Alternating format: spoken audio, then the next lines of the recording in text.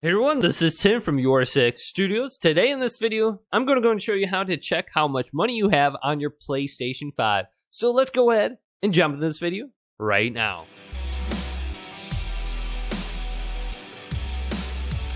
Now, to actually check the amount of funds on your PlayStation 5 account, this is actually really easy. Just on the home screen here, if we scroll on over to the PlayStation Store, press down on the D-pad, and then when you can see the words on the top, you can scroll with the D-pad to the right and then go up to the top and go over to where it says more with the three little dots and select this with X, and then it'll pop down like your profile, it'll say payment methods, etc.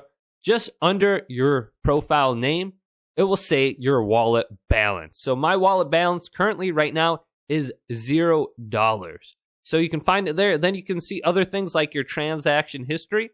If you go into here, you can see everything you bought on the PlayStation 5.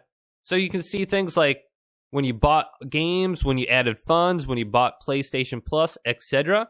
Or anything you really purchased from the PlayStation Store. Then you can go to your purchase settings, redeem codes, your payment methods, or see your PlayStation Plus subscription under here. So go ahead and check this out.